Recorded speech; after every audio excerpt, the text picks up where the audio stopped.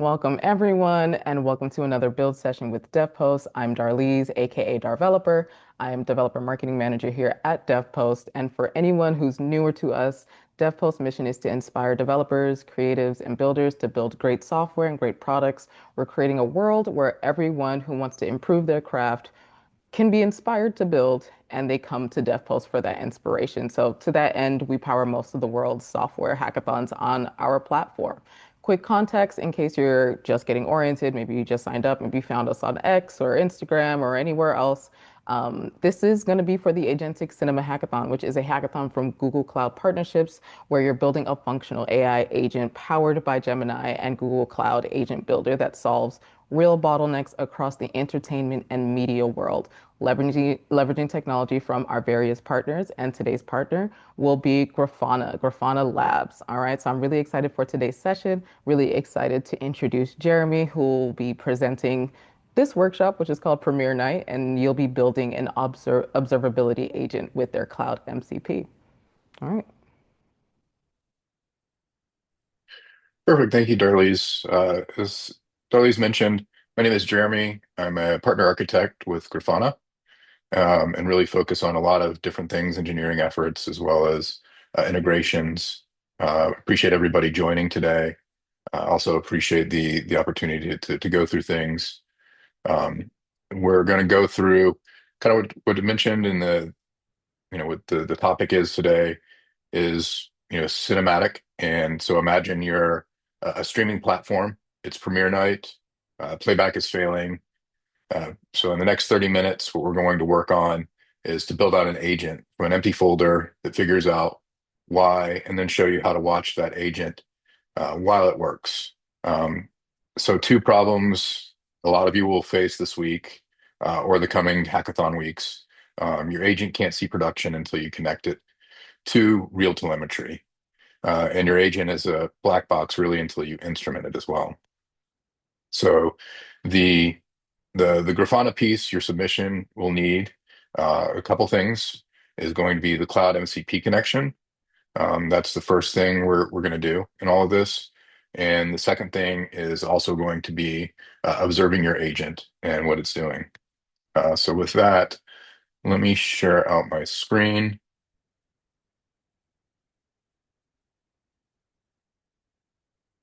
All right, great. Can everybody see this? Get some thumbs up on this. Everybody okay seeing this? Perfect. So as I mentioned, we're going to start from an empty folder here. And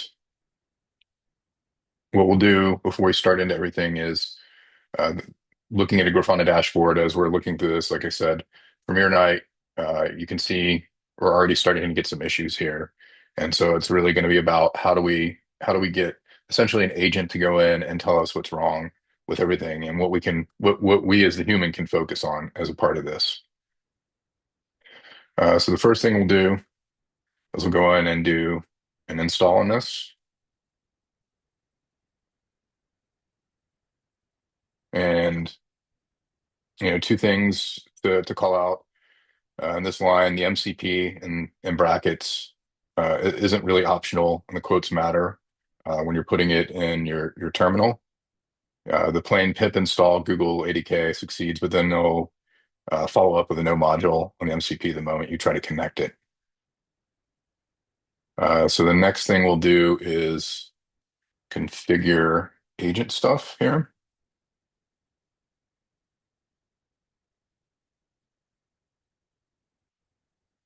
And I've already got some of this that's pre-filled out, just the nature of trying to save time. That's going to be all the info that we need for the agent. And I'll kind of stop on a few things as I'm going through it here.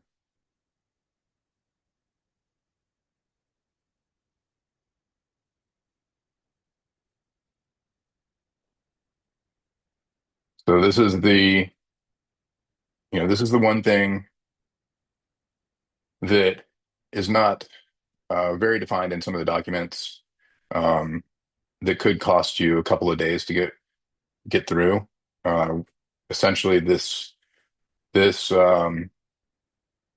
with this, it'll do a lot of the OAuth work for you.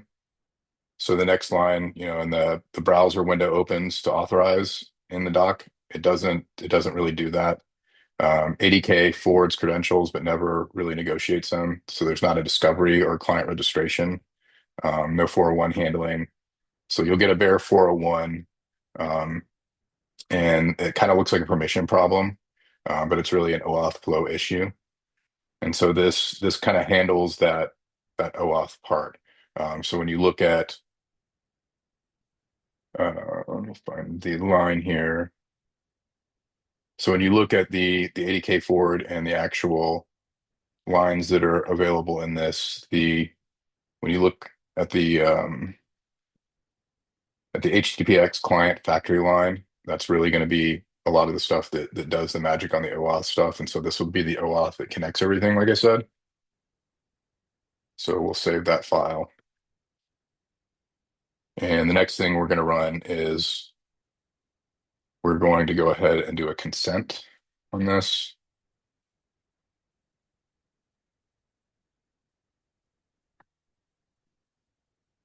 So it'll pop up a window. We'll go ahead and it's going to ask you to consent.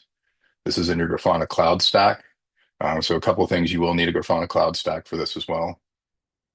So we are authorized with this now.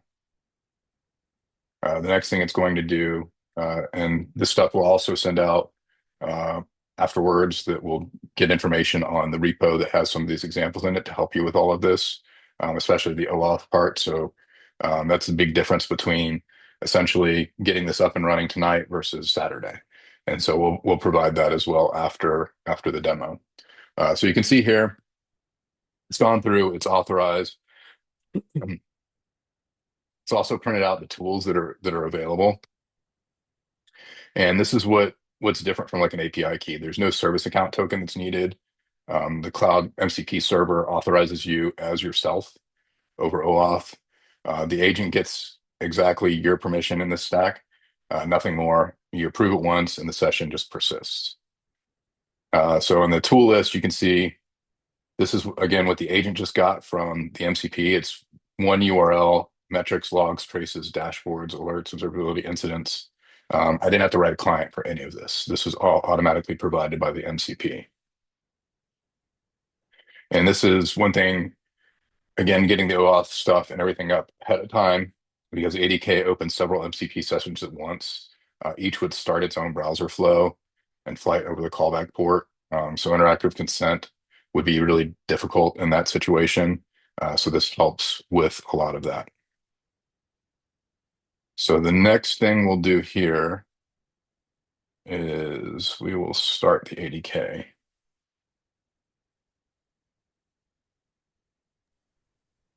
While we're waiting for the ADK to get started, there was a question. Someone asked, is it mandatory to use Grafana Cloud for the hackathon? Currently, my project is using local Grafana. We'd recommend using Grafana Cloud for the hackathon because there's a hosted MCP that's included with that, which makes things a ton easier on this. That said, if you're not able to, there is an open source MCP that's available for OSS Grafana. Um, but then it's connecting all of that flow locally and doing that locally versus just having everything hosted that the MCP, the ADK that you have can reach out to Grafana Cloud. So it makes it a little bit easier. So not necessarily a requirement. And in the hackathon sign up, I believe we provided some information on that as well on our landing page rather that has we can provide the links to that in addition that goes over if you want to use a use a self-hosted MCP versus using the hosted model on Grafana Cloud itself. Perfect, thank you. Let me see, let me get rid of this here.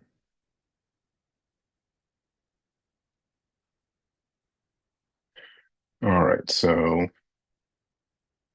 now access the agent.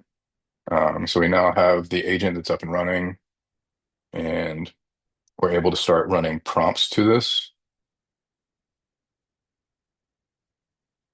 And so what we'll do is we'll run some prompts And we'll kind of start off a little easier with some of the prompts, like what Grafana data sources do I have? And I don't know, I'm one of these people that likes to talk by type. I don't know if there's a lot other people out there like that, but that's definitely a very me thing. So I'd be interested to hear other people's input if they do the same thing. Oh, I appreciate it. I don't feel alone now. Thank you. And so this one is really deliberately pretty boring. It's the smallest kind of prompt that forces like a real tool call. And so we can find out quickly like if OAuth is working while we still have time to fix it. And so you see it went through again, and it's listing all the data sources that we have available for this. And that way we also have very quickly figured out, okay, it's working. So now we know OAuth is working. And so now we can start doing things with it that are a little bit more interesting and less boring. And so we look at this again, we can see, okay, we're like, okay, what's going on here? We can see request rates, latency P95 is up, in-flight requests have started going up. We can see there's an error rate thing. And so now we want to really quickly get to things and say, what's going on? Uh, just in the nature of time, I've got some of these already set up, but go through. So it's mere night, and users are reporting playback failure. See, something started going wrong in the last 30 minutes. Find out what's happening. So this is going to do a bunch of different calls that we're looking at. Um, and we've got this slimmed down to about 35 tools that you saw listed there. This is going to issue about 49 different tool calls across those three prompts. Um, and it will discover data sources was writing PromQL, and it'll also pivot to Loki, which is logs. So it's looking across the whole stack to find out what's going on the back end. Um, so, it's listing data sources. Didn't really know what it had. It found it. It's writing itself. Um, we never had to teach it metric names. It's doing all that self-discovery. And the kind of cool thing is you can see it's querying Loki logs now. We didn't have to tell it to do that. And so nobody told it to check logs. It just ran out of single and metrics and went looking. So it's doing its own research at this point. It's correlating both of those on the same timeline. And something I want to be very clear on with all of this too is how much code I did not write for this. There's no Prometheus client, no Loki client, no dashboard API wrapper, no auth plumbing, just an ADK agent and one URL here. And the cool thing about this, and we'll get to this in a little bit, is everything you're watching scroll here is also being recorded. And we'll look at it a little bit later on the agent observability side. So as this continues going, again, it's doing a very in-depth analysis on everything and going across the entire stack. There are lots of data sources that it discovered. Um, and so we'll let this finish. While this is still running, I'm curious, how's everybody feel about this? Like, are there any questions that are coming up on this so far? Um, what's the thoughts around how little amount of coding this involves and how easy it is to stand this up? Would be interested to hear your thoughts and responses to this.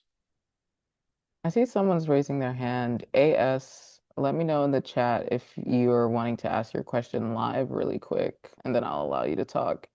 But I just wanted to make sure it wasn't a mistake. I do see another question in the chat. How well is continuity maintained after the context becomes larger and more in depth? Yeah, so good question.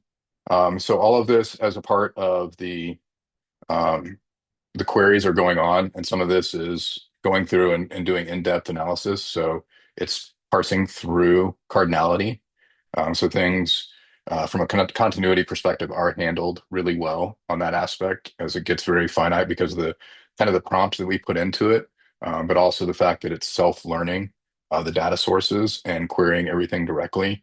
And so you can see as it's going through different things, it's going back and forth on the different data sources as it's finding different things. And the kind of this demo app that I put out there intentionally has deals with cardinality.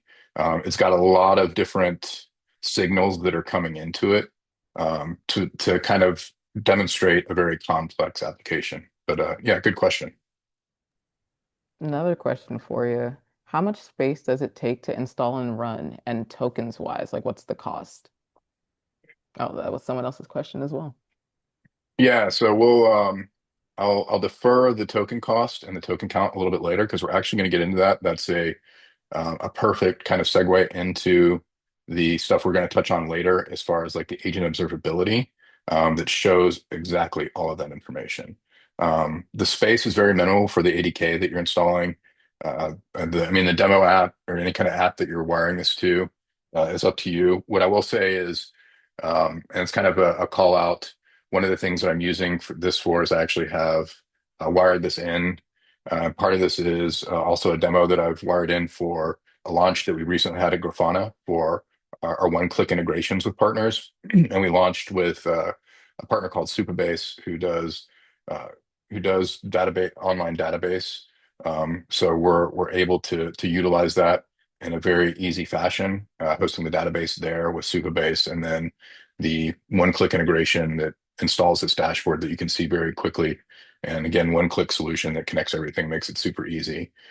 So it really depends on uh, kind of the aspect of where you want it, what kind of app you're hosting, um, what you want to do with the app itself. But as far as like the solution itself for like the ADK, and then everything else from a Grafana Cloud perspective is hosted on Grafana Cloud. Great question. We have another question, kind of around cost, but a little bit different. What's the cost difference when building it with specific functions versus letting the agent do its thing? And we may get to this now or later. But the second part to the question is, does the agent build out functionality as it does a lot of the debugging on the same infrastructure? Yeah, so the agent, because we have the Grafana MCP wired into it, the agent is uh, doing everything real time in MCP, which is also why you saw a lot of these calls that we were looking at before, because there's no functionality that's pre-built on this, which still, even with a little bit of time as it goes through all of this, like you can shorten this down and make the prompt a little bit better and focus it more on specific tools. Um, I opened this. Ultimately, we have over 200 tools that are available on the Grafana MCP, but a lot of them are data source specific. And so I've actually narrowed this down to about 35 tools that are more appropriate for this and also to have it focused. You can narrow those tools down even more to increase the time on this to make it go through faster. Some of this also depends on how many data sources you have deployed. Because this is a stack, this is an employee stack that I have at Grafana. I have a ton of different data sources that are in here, just testing stuff and sandboxing stuff out. And so when you have narrow the tool scope down more and the data sources more, this is going to be a faster response for you. Um, but yeah, I don't know if I did I answer the question? Let us know for us now if we answered the question in the chat. Okay, we got a thumbs up. Perfect. Right, perfect. So you can see the response that we have here. It's a complete breakdown, the conclusion on what broke, the video playback order. It's talking about the degradation of recommendations. It provides evidence, and it's very, very similar to what you would see quickly from like this. Even though it took some time, this saved literally. probably a couple of hours of time from an SRE, from a manual perspective. Now that being said, it's not meant to replace an SRE because we'll see in a minute I'll show that this also helps like do annotations inside of the Grafana dashboard. So it makes it easier for the SRE to quickly say what's broken, how can I get to it, and how can I fix it fast. So some of the other things that we'll look at, again, this is already given. The log correlation, again, unprompted. Like I didn't tell it to look at logs. It automatically started looking logs and correlating them together. So it's already piecing stuff together on the same timeline again.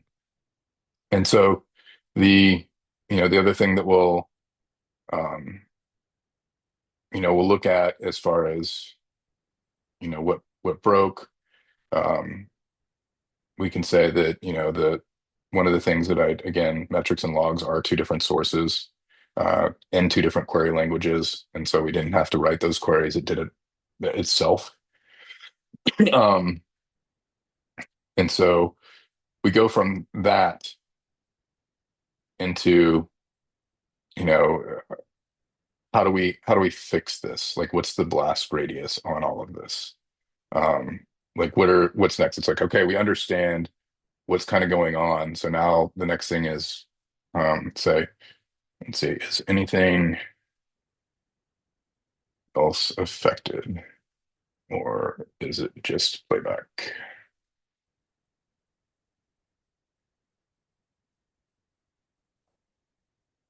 And it's nice because you can then interact with this and then get very detailed responses back on everything. Um, and we'll look at this too as far as the fact that it will actually point out things and annotate things on the Grafana dashboard itself. And so it's not only using the MCP server to read information, but it's actually bi-directionally interacting with the MCP server on Grafana Cloud. And so we see quickly it's telling us, no, it's not just playback that's affected. And it, based on you can see CPU spiked on the database itself, but you can also see it's giving us evidence on this too, saying that the CPU spiked. It's also telling us that, order placement and checkout are also heavily affected on this. The recommendations engine is completely broken right now with the overload. And it also gives us an infrastructure and backend impact because of that. So kind of a follow on is, let's say, give me your single most likely root cause and the evidence behind it.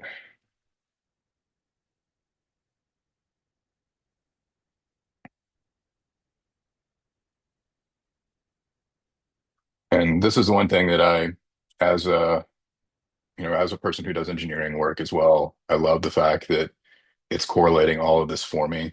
And so I don't have to really go through anything itself. Um, and you can see, again, it's giving us conclusion, what broke, the evidence of that, the firing alerts and system annotations. I also have an alert that's on this. It gives me the impact, widespread slowdown and playback degradation due to recommend engine endpoint mistakenly running heavy, report revenue by batch. So we now can see, okay, we know what the impact is. We know what's causing this now. This is a table in the database that has not been indexed and has a lot of values in it that is now the queries to that are now cascading down and causing many other issues, including like our playback right now for premiere night. We can also, if we wanted to, we could also go through and tell it to, let's say, open an incident with a summary of what you found.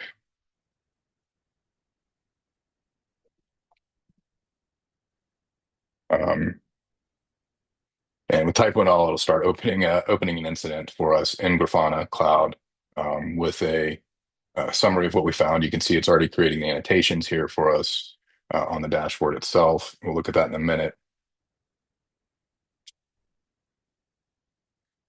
So you can see it's already recorded the findings and opened a formal incident by creating annotations directly inside of Grafana. Um, so we can go through here and we can see it has already created an annotation here for us with an incident that's attached to it.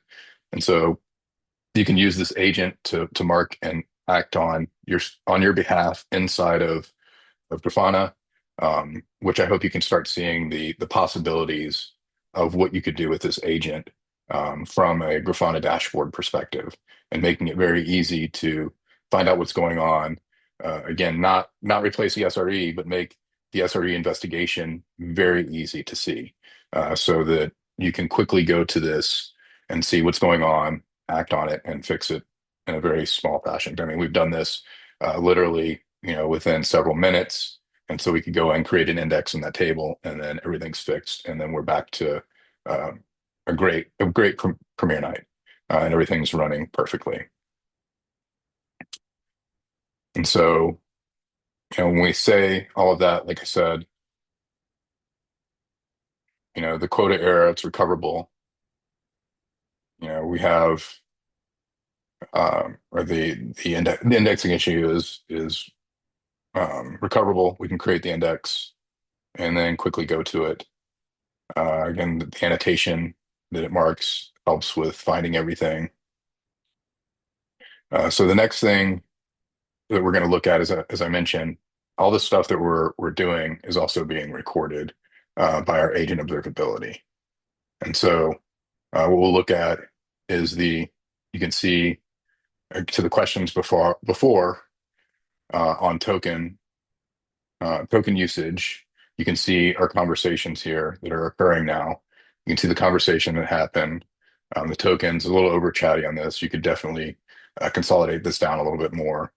But you can go in, you can actually see everything that happened with this, which is super cool in my opinion, in the aspect that not only you have a Grafana cloud stack that's able to show your app, your database, your full stack observability.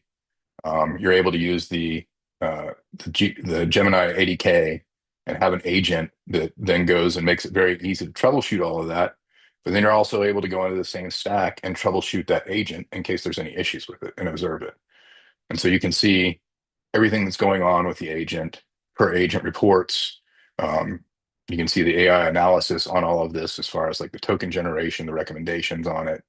Uh, the kind of the sky's the limit. Like literally everything that we're doing with the agent itself is being shown here. And so you can look at the analytics on it, requests over time, uh, kind of go into very, very deep dive and drill into any of this. So this makes it really easy to, and it's kind of a big circular thing, right? That you have an agent that helps you troubleshoot everything. Like we have the agent that showed us what's going on, what the impact is, what the blast radius is on this, how to, what to do to fix it. But then if something goes wrong with this agent, you can go in and look at the agent observability and look at the error rates, look at the token usage, see token costs that are on all of this. And so it makes it easy to not only observe, but have some governance and guardrails around the agent. So you can look at the token cost per step. Your agent's telemetry is sitting right next to the streaming platform's telemetry in the same stack on the same timeline. You can debug the agent exactly the way the agent just debugged playback. I guess is really the short and sweet of um, how this helps. Now, I guess I'll kind of, we've kind of gone through a lot here. I'm happy to look at any of the other things that are of interest here, answer any questions, kind of click around through the different prompts and show um, what you can see on all this. I'm curious, how is everybody feeling about this? Like, what are the thoughts on the kind of the connection on all this? Is this something that you think will be useful for your hackathon? Is it sparking some ideas? I'd be curious to hear if it's sparking some ideas on the hackathon. I don't want you to give away any of your secret sauce for the hackathon submission, but I'd love to hear kind of some generalizations on thoughts around this. Yeah, we're getting some praise actually. Someone said, love this demo, makes technically complex stuff look easy and doable. So love to hear that. We did have a couple of questions. One person, Richard, asks, as the agent ingests more and more logs, analyzes errors, how well does the agent remain coherent and accurate before accuracy is compromised? If you run this continuously, how well does it maintain its accuracy if this was like a long running session? Or a running process. It's also learning as it goes, so there is additional information being ingested by the model.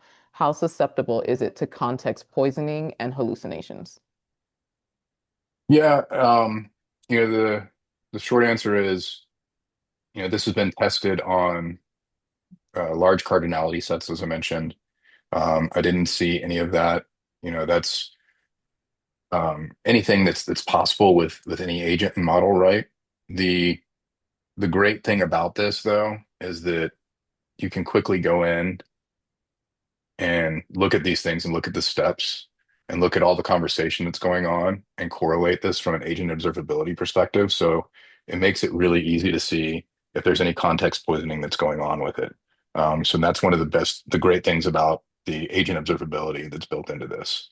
Mm. Um, that said, like with the Cardinale sets that I've seen, I have not seen that issue just because it's a real-time call into the MCP, so it's not building out functionality inside of it. It's actually making MCP calls into all of this and cycling all of this in a Gemini model. Um, and so that's not something I've experienced. You know, to be transparent, not something that's not possible. But the great thing is that you have an option here to observe to have observability into that, to quickly catch that, and also have a way to work around that. Great question, great answer. Presnell has a question. Can we supplement this with, let's say, an SRE workbook, infrastructure docs, change management? Essentially, can we give more details for the agent? Yeah, absolutely. And that's something that I didn't do this for the demo because everybody has different playbooks and different kind of processes that they run through. But you can absolutely inject all of that into the prompt and that agent file that we built out into. Excuse me, you can provide all of that in that agent file itself. And so that it has all of that information. And it's just like any other agent. The more detailed information and promptings that you give up front, the more detailed the response is going to be specific to like your playbooks, as well as your processes.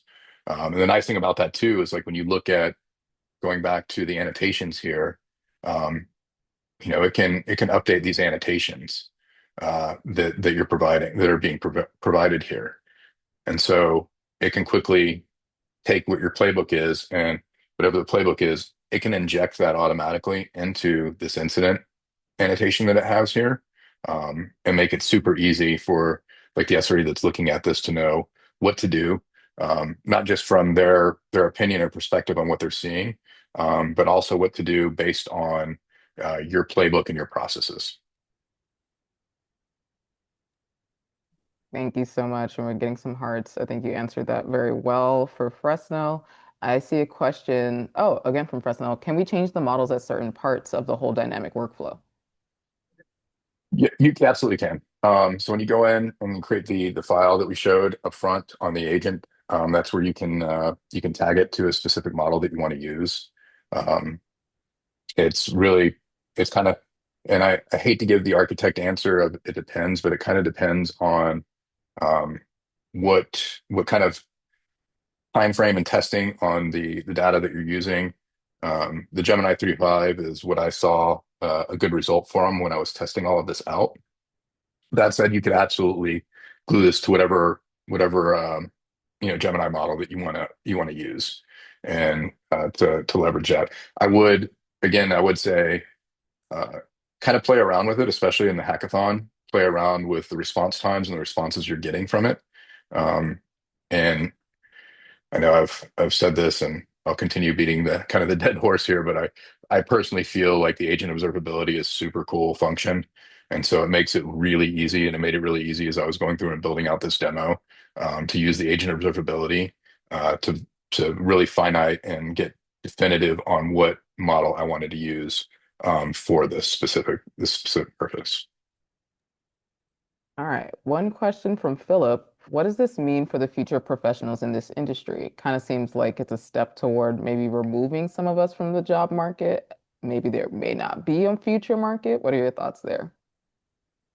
Yeah, I don't think, and that's one of the things that I wanted to be like super clear with this demo, is this is like an SRE addition. This isn't a replacement for an SRE at all. The SRE still needs to go through, the SRE still needs to validate everything that's going on. Um, what I personally appreciate and love as part of this as an engineer is that it helps me a lot with this work. So a lot of the legwork that, and I mean, it's different for everybody, but a lot of the legwork that I personally didn't like doing and is correlating all of the different data sources and trying to figure out what I need to correlate, and then writing all of the different query and the different various languages for everything. It's like, okay, a Postgres query, a PromQL query, you know, all the different query languages I would have to know previously for all of that. And this makes it, very easy to um, quickly go in and just pull the agent and say, okay, well, show me this. But it doesn't take the human out of the loop at all, because you still need to go in. And that's the other thing that's great about the agent observability side of it, is you still need to go in, validate that agent that's giving the information first, and foremost, before, putting the agent into a production scenario. But then even the information that comes out of the agent, you still need a human in the loop to go through and validate that information from the agent and actually do the work on it. We're not in a situation, and I don't. Who knows? Like, it's hard to tell with AI. Everything's moving so fast. So I will say, that's something that I think we all struggle with, and that's one of the things that I would mention is, as you're developing different AI stuff, is just try to be mindful of what's coming down the pipe. Um, that said, one of the things at Grafana we really kind of embrace is, don't let, good get blocked by great. So find something that's working that you can deploy today, knowing that AI is moving so fast that tomorrow that's probably going to change and you need to update it. Um, the TLDR on that is we're not at a place today where I would feel comfortable having an agent that completely does everything autonomously without a human in the loop. Um, so yeah, no, I think that's a question we all ask, but that's something that's an add-on that helps us get better at our jobs. It does not replace SREs. That's a great answer. And it actually brings me to probably the last question we'll be able to take. Someone did ask, or they did mention that they're using Grafana for real-time data, but they're maybe feeling not confident in the fact that maybe their project is too simple. So I would ask, what is the Grafana team looking for out of projects from like the simplest to even the most complex? Yeah, I think when we were looking at these and kind of judging them, um, simple doesn't mean bad. We're looking for something that's leveraging the technology stacks really well, something that's doing stuff that's cool. You can do stuff that's really cool with very simple things. Um, and it can be something that's outside of the box. That's something that we love very much, is kind of the weird outside of the box usages for all of this. And sometimes those are really simple usages that just nobody's thought about before. Um, so I think it again, I hate giving the architect answer, it depends, but it kind of depends on the implementation. I don't think it's dependent on the actual solution and complexity of the solution you have. Um, but I think it more depends on the intent of that, and kind of um, how interesting that is. Love that. I like what Richard said in the chat. Simple, practical, elegant. Doesn't have to be super complicated. Thank you Love that all. too. That is perfect. Yeah, thank you all so much for attending this session. Yes, everybody's asking for the recording. Don't worry. After this, I will literally wait for it to process and then it will be uploaded to YouTube and I will email that link to everyone who registered for this session. So just keep an eye out on the email that you used to register for this session. Just keep an eye out on that email within the next couple of hours. All right. And we'll also send links to any additional resources that Jeremy has to share as well. Last final thing I want to say, please, please, please, and I'm putting the link in the chat. please fill out the survey. And so this survey is going to let myself know here at DevPost, but also the Grafana team know just how we did today, how you found it, if it was useful, did it benefit you for this hackathon or for your technical journey overall? Do you feel more confident with this technology? If you could use more, just additional resources. So please just let us know and fill out that survey. I'm saying please again, this really does help me, but I want to say thank you all so much for attending, and thank you, Jeremy and the Grafana Labs team, for doing this session. And I can't wait to do so much more. And I'm excited to see everyone's projects. Thanks, Darlise. Thank you, everybody. Bye, everyone.